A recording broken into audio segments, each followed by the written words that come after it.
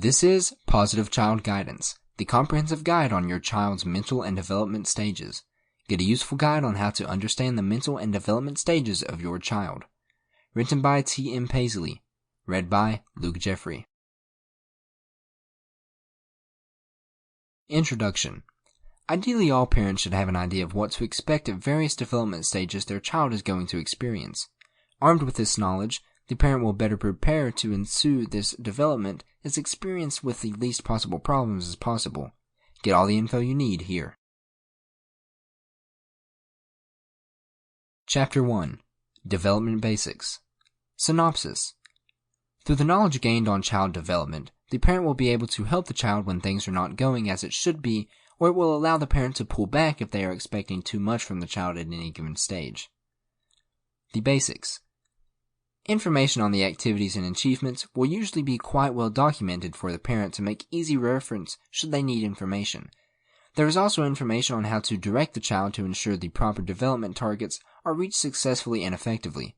Most of the information available on the development basics of a child would be focused on the following aspects. There would usually be an approximate timetable on the prenatal development that would be the ideal benchmark to measure against.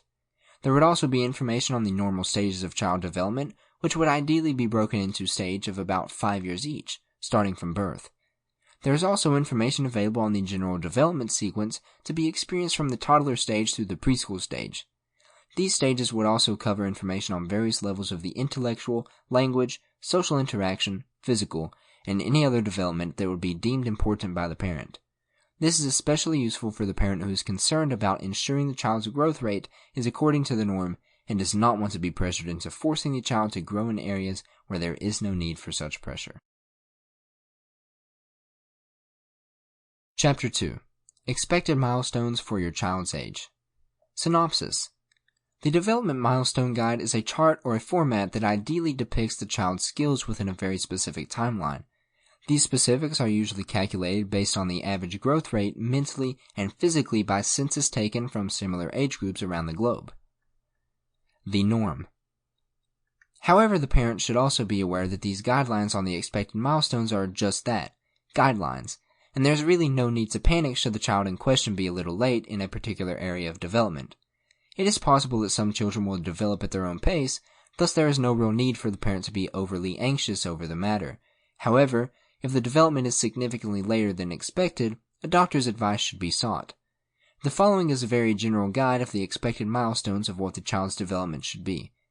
A few months after birth, the newborn will be expected to be able to respond to physical and visual stimulation. The bond with the primary caregiver will be established and evident in small ways such as a smile or the clutching with its fingers. The baby will also usually be able to cry according to its needs and will respond to any high-pitched sound easily. Following this period of growth, the now 4-month-old baby will be able to grasp at objects and squeal with pleasure, while also being able to react to familiar voices and routines. There will also be evidence of the baby taking a keener interest in its surroundings and sounds. At 6 months, most babies will be able to lift their head and move shoulders. They will also be able to better decipher things and its required responses. Some will even be able to make one-syllable sounds. These expected milestones lists usually go on till the teenage stage. Chapter 3. Gross motor skills. Synopsis. Gross motor skills usually involve the large muscles of the body, which enables functions such as walking, kicking, sitting upright, lifting, and many other necessary motor skills that would be needed throughout the various phases of a child's development. The larger muscles. The gross motor skills of a child would very much depend on the muscle tone and strength, where any sign of low muscle tone would be characterized as a severe possibility of the presence of a disabling condition such as Down syndrome, genetic or muscular disorder, or central nervous system disorders. The gross motor skills are very pivotal to the movement of major body parts and coordination between body movements. Most parents are usually on high alert for the first signs of the weakness in this area, and once identified will usually seek some form of recourse to correct the situation. The need to correct the situation stems from the parent's concern about the weakness of the gross motor skills that can and will eventually affect the child's education and general progress as a normal developing child. These treatments can come in the form of a team being commissioned to evaluate the physical or mental capabilities of the child, and then getting a therapist to work with the child to address the specific areas of lack. Sample complete. Ready to continue?